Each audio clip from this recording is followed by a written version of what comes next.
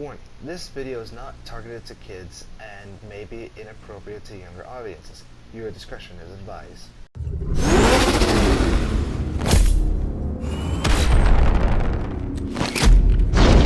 Hello, dudes and dudettes. It's your favorite Reader Gamer Mix 17 here, and I am back once again for another Batman Arkham City's Extras, I guess I'm calling it at this rate. So last episode we went over the character battles. This time, though, for this episode, we are going over the phone calls and the interview tapes, or the tapes in general, or whatever nonsense that I have collected over the course of playing this game and doing the challenges, which would be these challenges, the whatever challenges, really. Riddler challenges, there we go. So, yeah, I think that's where I get them from. I could be wrong on that. So, without further ado, let us begin listening, starting off with Mr. Freeze. I'm going to shut up now. Prisoner's here, sir. Very good. Send him in. But we haven't got the suit off him yet. He's dangerous. Are you sure? Of course. Victor Freeze and I have much in common. We will be fine.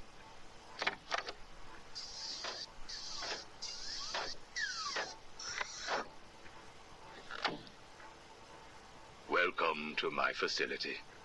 Please, take a seat. I prefer to stand. Why am I here? Oh, Victor, there will be plenty of time for that later. Right now, I wish to get to know you. Discover how you came to have such a frosty outlook on life. I have nothing to say to you. You may have taken my weapons, but my suit still has considerable offensive capabilities. I will freeze the marrow in your legs. Each bone will shatter and fracture, while you remain completely aware of your impending paralysis, begging me to end you. I don't think that you will do that, Victor. Really? Why not? Simple. If you hurt me, your wife will die.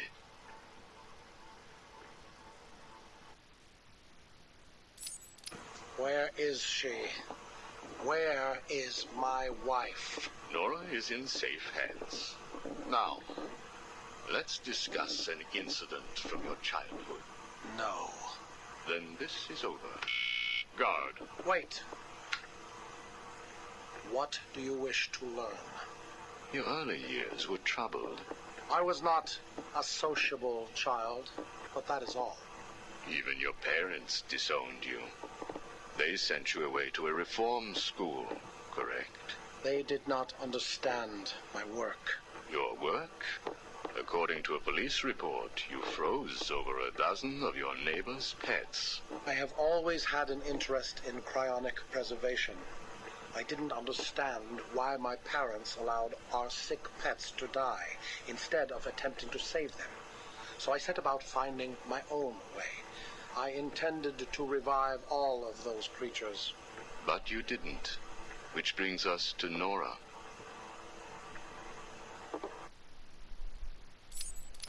Have you ever seen a flower die? Watched something that was once so beautiful, so full of life, collapse and rot from within? You refer to Nora's illness. It seems like yesterday when I first found her. It all happened so quickly. Suddenly, I was losing her. Did you seek help? What about your employer, GothCorp? I hid it from them, diverting resources from GothCorp's research in an attempt to find the cure. But in the end, I failed. Time was running out. I knew that if I was discovered, Nora would die. Why take that risk? Do you know what it is to love someone? To really love them? No. Nora was all I could think of. I reran the diagnostics, re-examined every detail from every angle, certain that I had missed something. I cursed myself for being so blind, so stupid. Surely there was a cure. I just needed more time. Then I realized what I had to do. I had worked without sleep for a week. My needs didn't seem important. Sleep didn't matter. Food didn't matter. It was only her. I looked at Nora and I told her that I loved her. She told me there was nothing I could do, that we should just accept fate. She smiled her beautiful smile as she said it. I promised to cure her. And then I pressed the button. You cryogenically froze her, keeping her on ice, so to speak, while you worked on a cure. It broke your heart, but now you had all the time in the world. Did you feel relieved? I went home and fell into a deep sleep. For the first time since we discovered Nora's illness, I dared to dream. But for weeks I had ignored my superior's attempts to contact me. The next morning I overslept. By the time I got to the lab, Ferris Boyle, the CEO, was there waiting.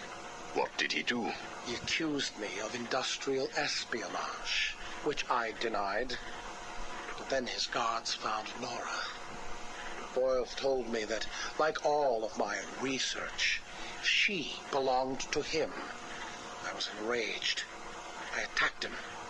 His guards beat me back, and in the struggle, I was drenched by the cryogenic chemical I had created. I lay on the floor, helpless, watching the guards steal Nora away. Boyle told me it was a tragedy for such a promising mind to perish in a lab accident. Then he left me to die. But you survived. The chemicals were absorbed into my body and transformed my metabolism. My body went numb. I felt a strange tingling, then searing pain all over. Each breath ignited my lungs. I clawed my way back to a refrigeration unit, and as I closed the door behind me, I felt the icy chill calm my aching body. Things suddenly seemed clear. What seemed clear? Finding a cure for Nora? No. Revenge. Boyle would pay.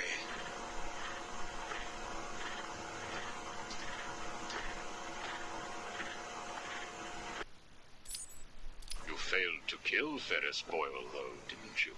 Yes. Why? You know why. Batman. Though he did return Nora to safety. Until you got her. See? There you go. Blame me. Blame your parents because you failed to revive the neighbor's pets. Blame Ferris Boyle for spoiling your plans to cure Nora. Blame Batman for stopping your revenge against Boyle. And now, your Nora is in danger. Because of you. No, Victor. Because of you.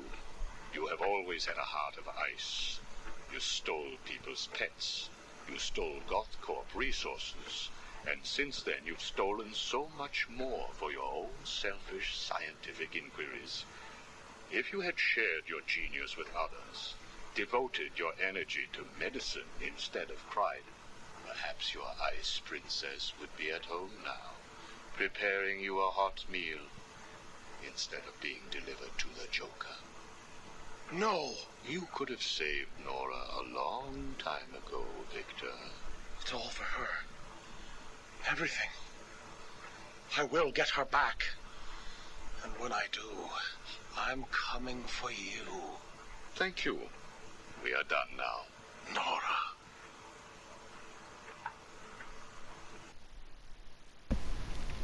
And that is those. Wow. That is cruel. Well, that is Hugo Strange. Next up, we got the Penguins interview tapes. I'm only doing this as a courtesy, Strange. Don't think you've beaten me. I just thought we could both benefit from a little talk, Mr. Cobblepot. Don't try that psycho mumbo-jumbo with me, Strange. I'm not like the other crazies. Of course not. After all, considering the challenges you faced. Challenges? What freaking challenges? You're no better than me. No one is. I own this place. Well, to be clear, I allow you certain freedoms, but let's continue. Why do you feel the need to own anything? I believe it is a mechanism to compensate for some childhood inadequacy. You were friends with the Waynes, correct? I was. Till someone did the world a favor and blew the brains out of little Wayne's self-righteous parents. I was laughing for weeks. It still brings a smile to my face. And you think that's okay? Okay? No, I don't think it's okay. I think it's bloody hysterical. That family destroyed mine. What happened to them? Well, it couldn't have happened to nicer people. Take a seat, Mr. Cobblepot. What is it now, Strange? I wanted to talk about your apparent hatred of the Waynes. Your outburst last time was most interesting. Oh, it's simple, really. I don't like this sniveling little bastard. Look at him, all high and mighty because someone killed Mummy and Daddy. Most people look upon him with sympathy. No, they don't. They're jealous. Jealous of his money, his cars, his women. He lost the sympathy vote when he vanished for all those years. I can't tell you how much I hoped he was visiting his dear Mum and Dad. Where do you suppose he went? How am I supposed to know? Let us move on, then. No. It's time that you do something for me. And what is that? Here's a list.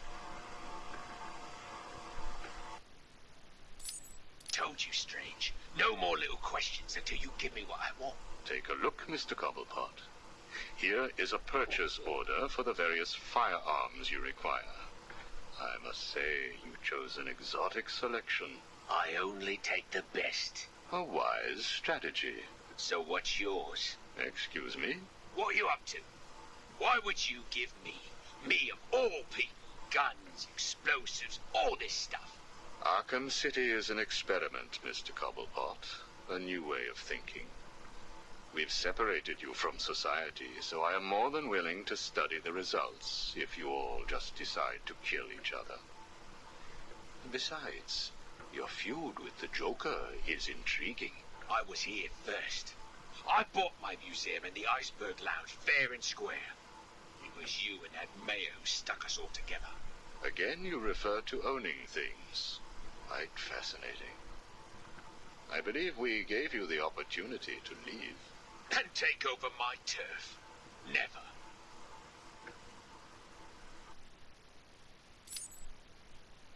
Good evening, Mr. Cobblepot. I trust you received the second delivery. Yeah, I did. I don't know what you did to those dribbling monkeys, Strange, but they were perfect. I'm glad. It appears that we can both help each other. If you say so. I suppose it doesn't hurt that by the time I'm done with them, they're usually in too many pieces for anyone to know what you're really getting up to in those rooms of yours. I have no idea what you are talking about. Of course not. So, Hugo. The clown. She really dying? It appears so. Self-inflicted, of course, but yes, he is. He has Mr. Freeze working on a potential cure, but I am sure neither of us want him to get his hands on it, do we? We're ready. Good. Now, one last thing. Your face. It's beautiful, isn't it? The eye. I believe it was the result of a bar brawl, correct? Ah, Torag got lucky. He got his, though. He took my eye. I took both of his. Left him trying to walk across the Gotham freeway in rush hour. Hilarious.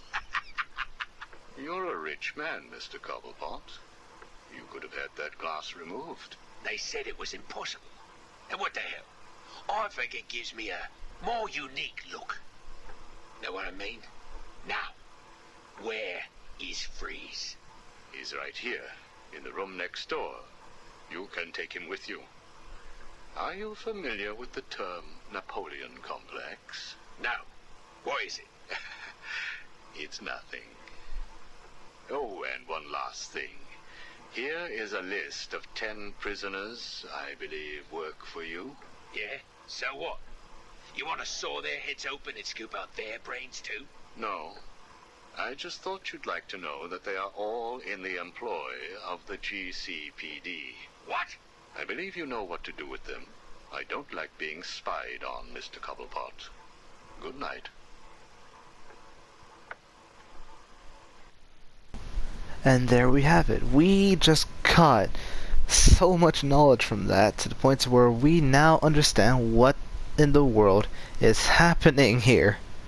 So apparently, Strange ended up telling straight up that Mr. Freeze is helping Joker, who was dying, to make a cure, which is why he's told Mr. Freeze in the first place, which is exactly why Freeze was actually willing to help Joker, because of the fact he has Nora. A little bit of explanation about the eye thing, and of course the prison guards, how they were found out and discovered. Alright, well, next up we got Two-Face. Let us begin. Sit down, Mr. Dent. It is Mr. Dent I am talking to, right? Use a real name. Two-Face, if you wish. Please, sit. What is it, Strange? Not happy just arresting us, throwing us in this place? I wish to understand you. I have read the reports, seen the footage, and now I want to hear your side of the story.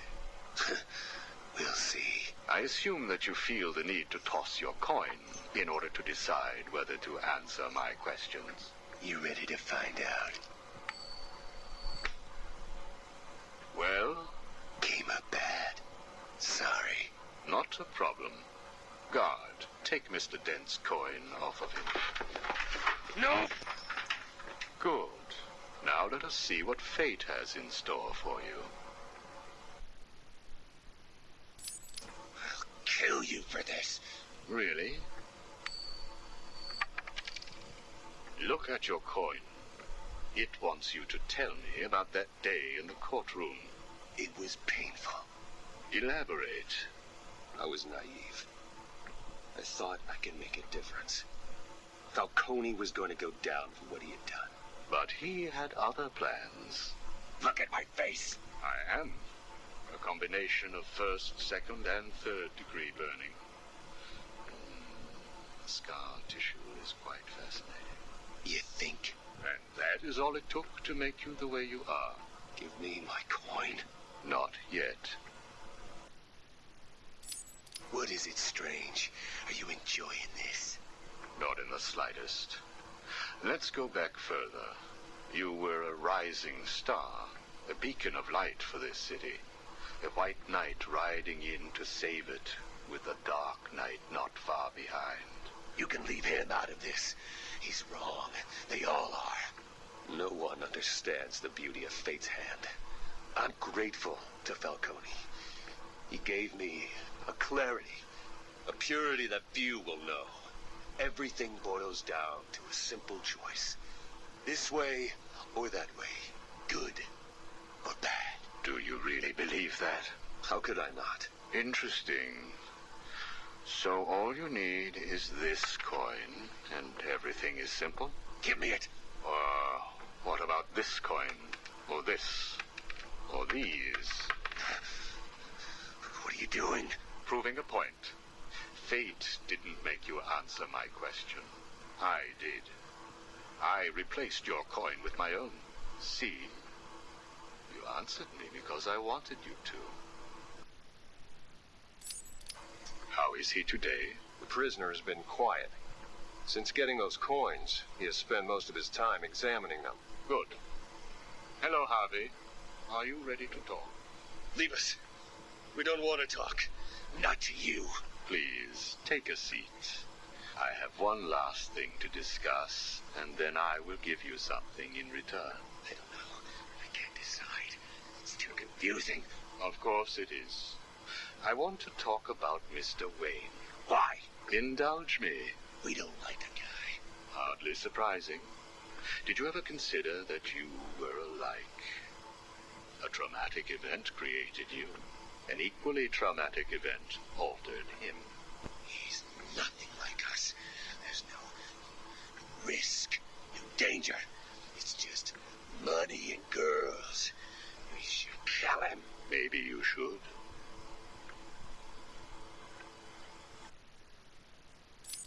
Listen to me, Harvey. I am going to give you a simple choice. This is your coin. Is it? Why should I trust you? It was your father's, correct? You know every inch of it. When you close your eyes, you can feel it, can't you?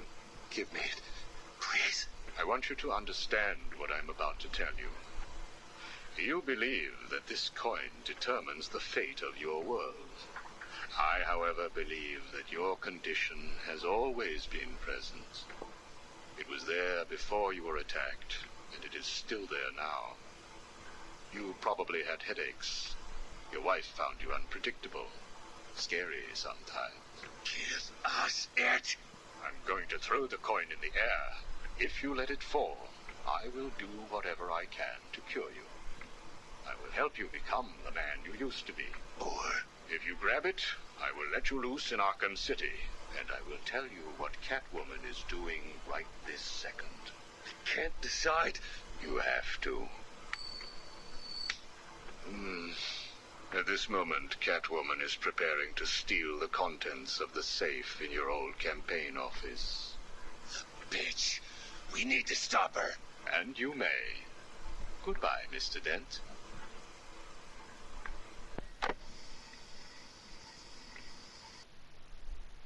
Well, this was interesting. So basically, this explains why this was going on between Catwoman and Two-Face, including the fact of how in the world Two-Face managed to get into Arkham City with the reputation that he had, to some degree at least.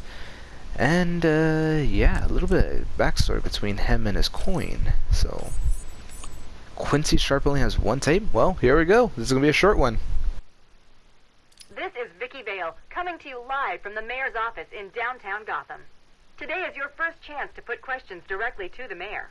As you know, Mayor Sharp's criminal quarantine program was the main platform that won him the election.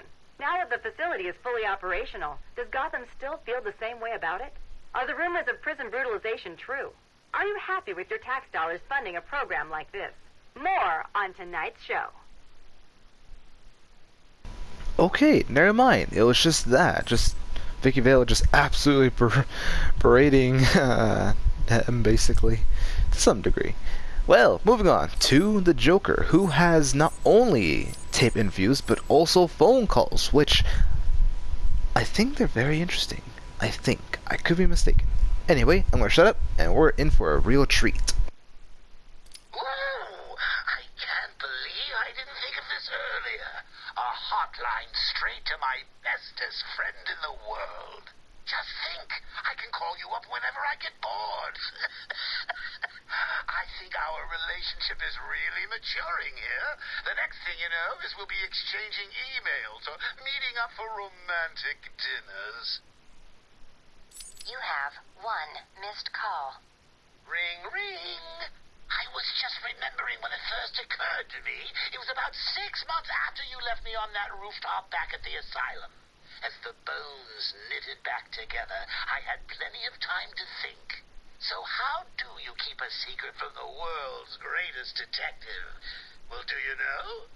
It's easy. You stick it right in front of him, right under his long, pointy nose, and wait. I hope you're doing your best here, Bats, because I just had a horrible thought. We could both actually die here tonight. Fortunately, the odds are weighted in my favor, but just imagine how you'll feel if I'm gone. It's not like you're not lonely enough, right? All that brooding is not good for you, you know. Do you have someone to go home to each morning? And I don't mean that kid you drag across the rooftops. I mean someone real, someone you can talk to. I don't think you do. It's sad, isn't it? You do all this for Gotham, and the only person you can rely on is me. You have one missed call. Hey, been missing you. Get back to me. Laters. You have one missed call. Hello? I'm not sure that you got my call earlier. I'm just dying to speak to you. Call me, Bats. You have one missed call. Bats? Seriously? You're making me paranoid. Why aren't you answering my calls? You haven't gone and died on me, have you? You have one missed call. Look, I know you're not dead. I'm missing a group of my guys down under the tower. Guess that means you know about the guns already. Okay, I admit it, they're mine. Strange gives them to me, okay? Can we be BFFs again? You have one missed call. Maybe it wasn't you that took out my guys. All right, then. The message I left before, you know, the one I left about the guns, you can ignore it. Just delete it. You have one missed call. Right. This is getting ridiculous. I've been leaving messages all night and you still haven't got back to me. Who do I need to kill to make you pick up? You have one missed call.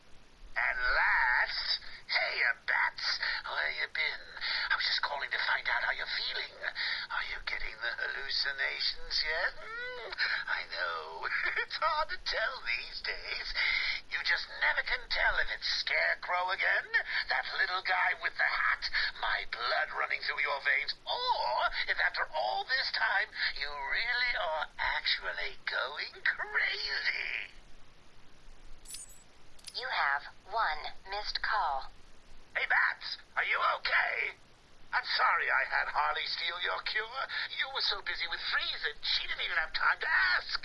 But don't worry, as soon as that little minx is back here and I've had my share, I'll save some for you.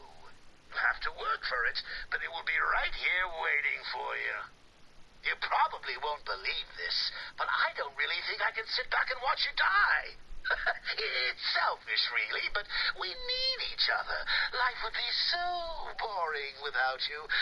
Who would I talk to? Who would really understand me? Hello? Anyone in there? No sense of humor. Ah, the strong and silent type, eh? Think you're safe behind that mask?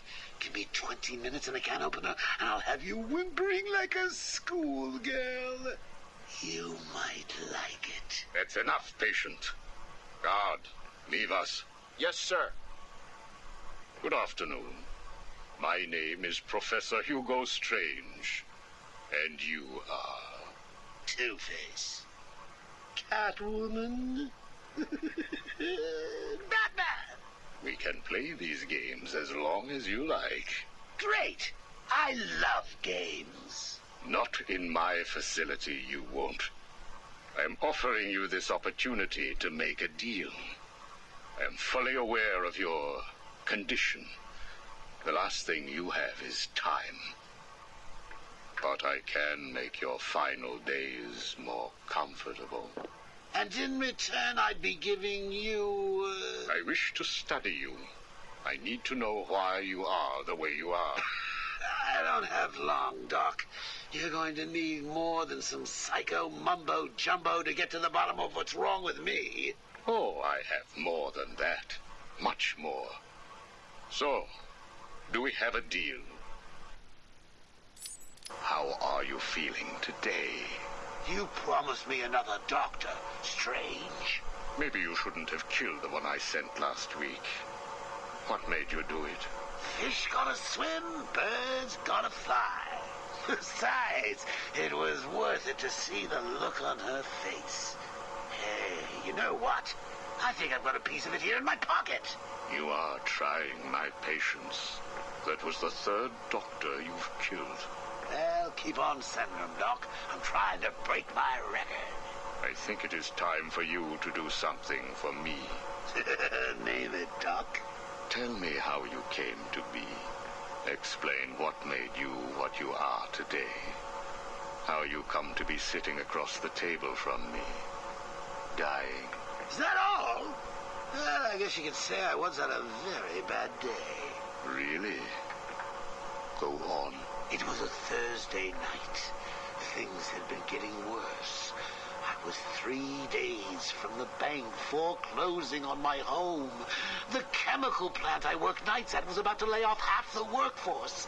And I was sitting in the hospital, holding the hand of my pregnant wife, wishing to God that she wasn't dead.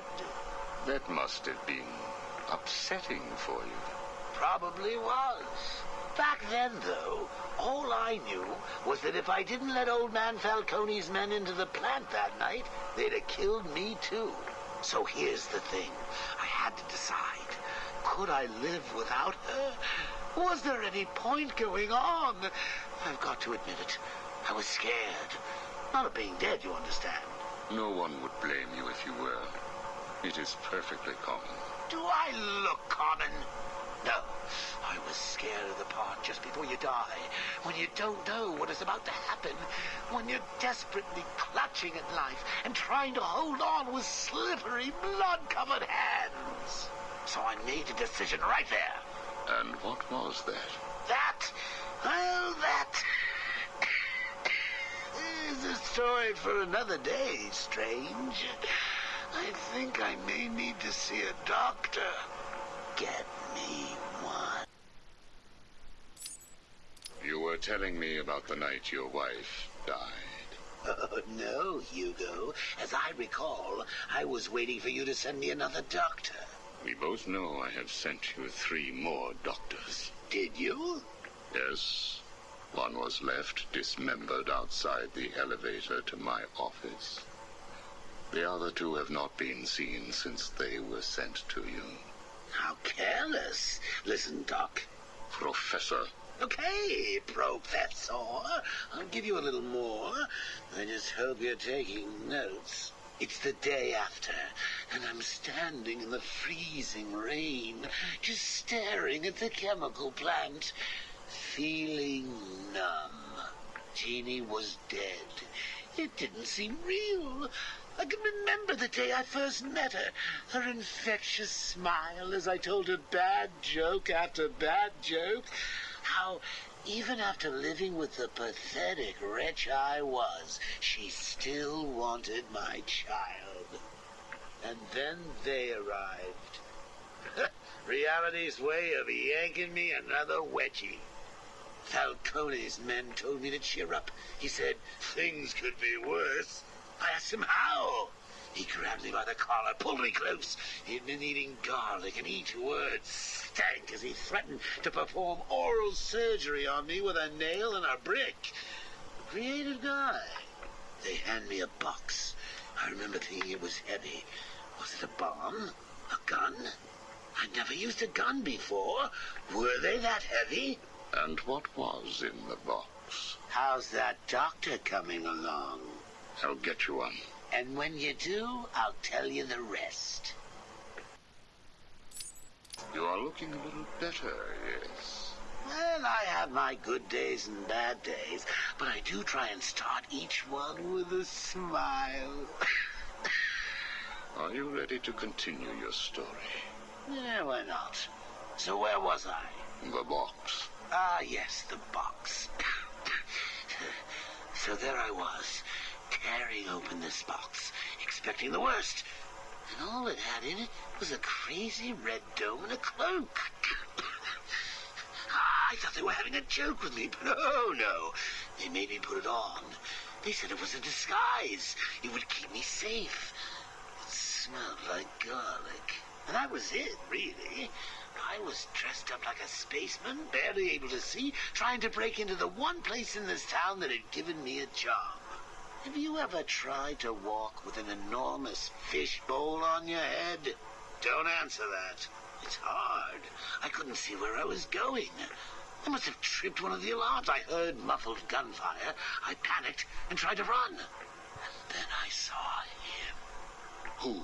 That man. Really? Yes, really. Batman tried to hit me. I moved out of the way, but, well, what you need to understand is I had this giant bowl on my head, and I lost my balance. It's like life, really. One minute everything's bad, the next your wife's dead and you're hanging on for dear life, suspended over a tank of experimental chemicals. I'm sure he'd say he tried to save me, but we all know he didn't. I fell.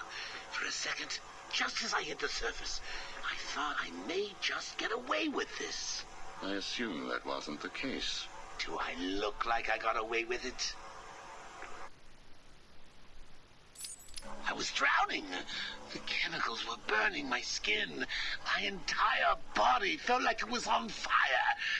And it was all his fault. Whose fault? Batman's? Who else? Yours? Come again? Let me tell you what I believe. I believe that you have fabricated a series of events that you use to conceal the truth about your condition. I have read 12 different accounts of your past. All different, except for one detail. Batman. What can I say? I like to keep things interesting.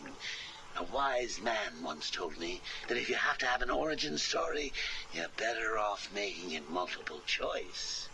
And never facing up to the truth of what happened. What you did. How you got here. Oh, I know exactly how I got here. A big truck brought me here from Arkham.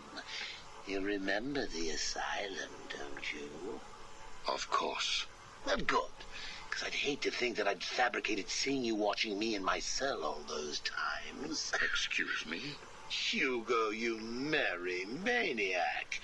You were obsessed with me. You all were trying to get in here. Next thing you'll tell me it wasn't you who sent old Sharpie over the edge. Nice work, by the way. Thank you. So here's the thing. If you want to make sure that no one else finds out about your past, you should stop poking your nose into mine. Oh, and send me another doc. I think I need a second opinion. And there is that. One of the more popular backstories that has been explored multiple times of Joker's origin story. And of course, as I thought throughout the middle of the process, I'm thinking to myself, this is probably just a whole lie. And sure enough, it was confirmed. Of course, explaining quite a bit of the whole relationship between Joker and Hugo Strange. Apparently, Joker seems to be the one who's been able to see past Hugo's tactics. And for Hugo Strange, we have one tape, so this is probably going to be fairly quick. And yeah, let's start. How does it feel, Wayne, to stand on the very stones that ran with your parents' blood? Do you feel sad, full of rage? Or does that outfit help bury your feelings, hiding your true self? Oh, you are a truly extraordinary specimen. I look forward to breaking you. Alright, so apparently that was actually the tape that we find the first time we come across the crime alley where both Martha and Thomas Wayne died. I remember this very well, to be honest, because one of the achievements was to show your respects for, I think, 2 or 5 minutes, I can't remember. So, yeah, we got that one going. And now the Riddler. I want to shut up now. Let us begin. Do not fret, Mr. Mayor. Everything is under control, I promise you. It's not that I don't trust you, Hugo. It's just the headaches. The pain. They come all the time now. Continue to take the medication. It is late, Mr. Mayor. You are tired. You need your sleep. Of course, I need my sleep. You will hang up now. I will hang up now. Imbecile. I couldn't have put it better myself. What? How dare you enter my office? Oh, I'm not in your office. And please don't insult me by attempting to trace this broadcast. You will fail. I take it I am talking to Mr. Edward Nigma. Do you know of any other inmate in your twisted little penitentiary who is ingenious enough to arrange this little chat? Narcissism, a compulsive desire to prove his intellect, and a predilection for riddles. You've read my file. Of course. Good. Then let's get started. How do you attempt to understand what is going on in Arkham City when all of the answers are strange? Good evening, Hugo. I believe it is time for our one-on-one. No. It is time for you to stop this and give up. My tiger guards will find you, and when that happens, I will perform the procedure on you myself. Procedure? Oh, you mean what you did to all those poor fools back at the asylum. To be honest, I think you did them a favor. How do you... How do I know that you requested access to all the most forgettable patients and proceeded to melt their brains with the help of that confused milliner? Or did you mean, how do I know that you have been providing the ex-warden with your own special medication? No doubt intended to render his synapses more malleable to your suggestions. Or maybe you are currently wondering if I know about the secret panel in your closet. How it slides back to reveal what you want most. How you sit, wearing that suit, crying into your hands as you question whether you are really worthy. What do you want, Mr. Nigma? Oh, that's easy. I want exactly what you want. And what's that? Batman, dead. Humiliated, but dead. Knock, knock, Professor. Guess who? I grow tired of these insipid games, Mr. Nigma. If you wish to speak to me, my guards will escort you safely to my tower. Please, Hugo. If you're going to set a trap, at least pretend to try harder than that. No traps, Edward. I simply wish to grant you safe passage through Arkham City. I think the time has come for us to meet as equals. You, Strange? My equal? I am the man whose cunning will soon have Batman lying at my feet, bloodied and broken. Really? Then I will pull off his mask and look into his dull, dying eyes. In that last instant, he will know that I have finally beaten him. And I will finally know who he really is. My apologies, Edward. I see now we are nowhere near equals. Finally. You see, like me, you are obsessed with the Batman. But unlike me, you don't know who he really is, do you? What? I know you are lying, Strange. There is no way that you could have figured it out. It's some kind of trick. It must be. Oh, I use no tricks, no childish puzzles. I simply created a psychological profile of the man most likely to be the Batman, and then matched it against the most logical candidate. I was right, of course. Well, who is he? Ah, but that would spoil the game for you, wouldn't it? You must tell me. I implore you, Strange. Really, Edward? If I could figure it out, it must be child's play for you. But I... Interesting. Tell me, Edward, how is the Riddler like a blank dictionary? You're both at a loss for words. Well, now that was interesting. The Riddler knows so much, but Strange taunts him with knowledge that he does not know. Alright, well, moving on. We're going to Catwoman. I'm really questioning how this is going to go. Let us begin. We found the prisoner attempting to break into your office, sir. I see. Leave us. Yes, sir. Well, well, as I live and breathe, Professor Hugo Strange. Your posters really don't do you justice. You really are far more evil-looking in real life. Charmed. Tell me, what do you plan to do, Miss Kyle? I assume that you were attempting to break into my office in order to retrieve your ill-gotten gains. You stole them from me. Hardly. The items were confiscated upon your arrest. Yeah, about that. This holiday camp of yours is quaint and all, Hugo, but I don't think I'll be staying too long. Escape is impossible. A girl loves a challenge. So do I.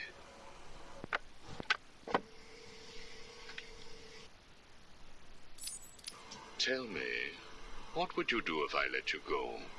Attempt to escape? try and find the confiscated items? Contact the Batman. Why would I contact him? It's his fault I'm in here. Is it? I believe you would have escaped if greed had not got the better of you. He was actually in the process of rescuing you, was he not? I didn't need his help. Or any man's, it appears. Come on. You're going somewhere with this. Spit it out. I've been studying you. I can see. My eyes are up here, by the way. Very amusing. Tell me, what was it like growing up alone? Fending for yourself? Doing whatever was necessary to stay alive? Please, I'm tearing up here. And Holly, what would you do if I sent my men after her? Touch her, and you're dead. Have you calmed down yet? Where is she? That depends on your next answer. If you could save one person tonight, who would it be? Holly? Or the Batman? He can look after himself. Good. Holly is safe for now. Let us talk about Batman. What do you think I can tell you that you don't already know? You've been sending your goons after him for months. He said you were studying him. So you speak. Good. You never knew your father, correct? Enough, Strange. This is over. If you say so. Captain, do you have the girl in your sights? Yes, sir. Kill her. No! Are you prepared to talk? I thought so. Keep the girl targeted, Captain. You bastard. Shall we continue? Your father. Did you ever meet him? Never knew the son of a bitch. Unfortunate. He certainly seems to have made an impact on you. The distrust of men, for example. Your relationship with Batman, would you call it close? Me and the brooding one get along just fine.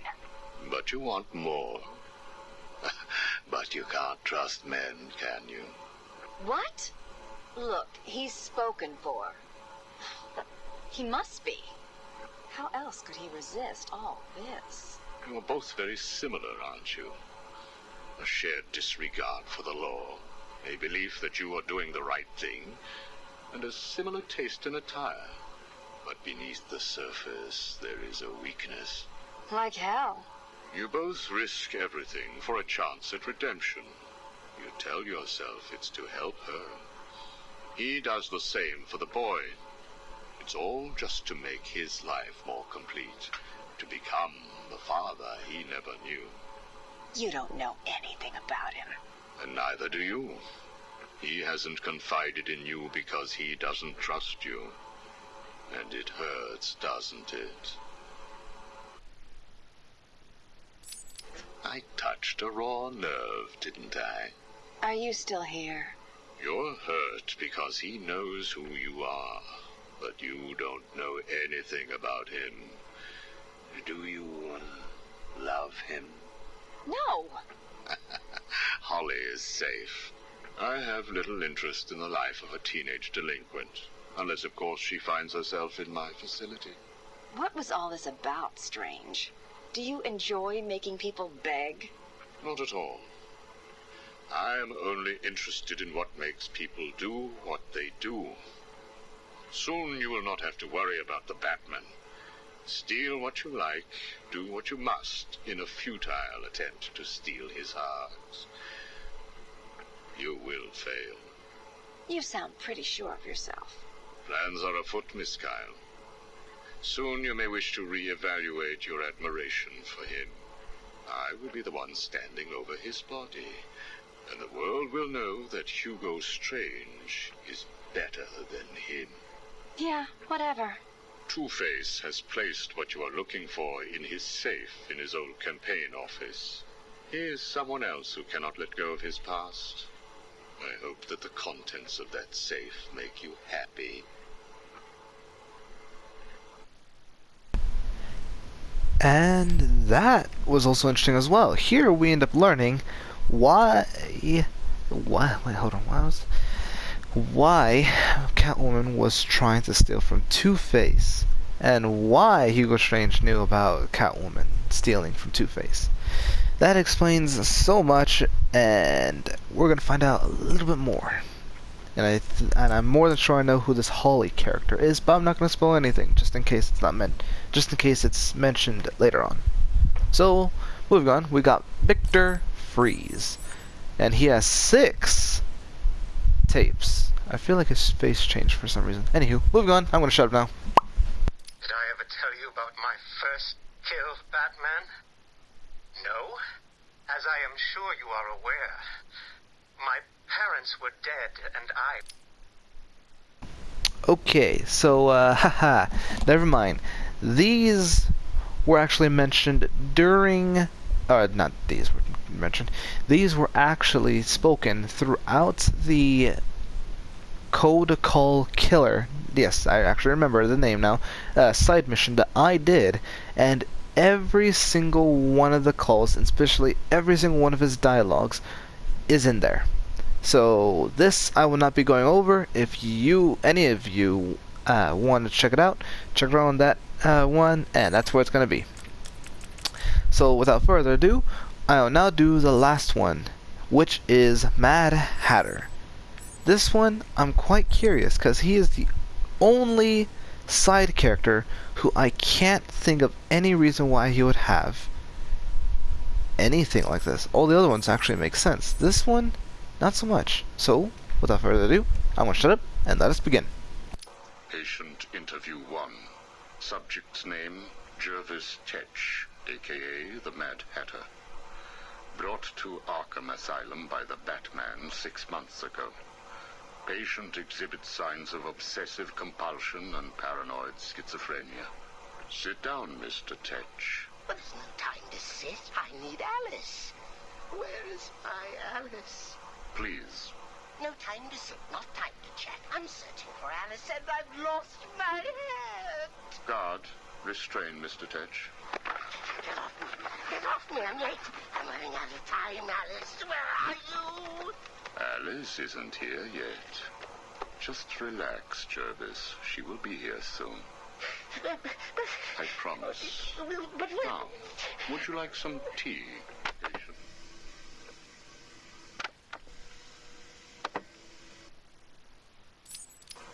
Is Alice here yet? No, I'm afraid not. Let us talk while we wait. You and I have much in common, Jervis. Really? Do you know Alice too? Unfortunately not. You and I both share an interest in the mind, do we not? I studied your papers, Jervis. You are quite brilliant. Truly an extraordinary mind. Oh, it doesn't matter. It's all just chemicals and synapses and rabbits and... Oh, where is Alice? You need to focus. Think about your work for a minute. You theorize that there is no such thing as free will, that you can change a man's allegiances, his motives, emotions, all of what we believe makes a man, with chemicals. Your formula was really quite brilliant. That's why I used it. Well, how did you get it? Did Alice give it to you? Wicked girl. Nasty little thing. Is she here yet? Soon, Jervis, soon.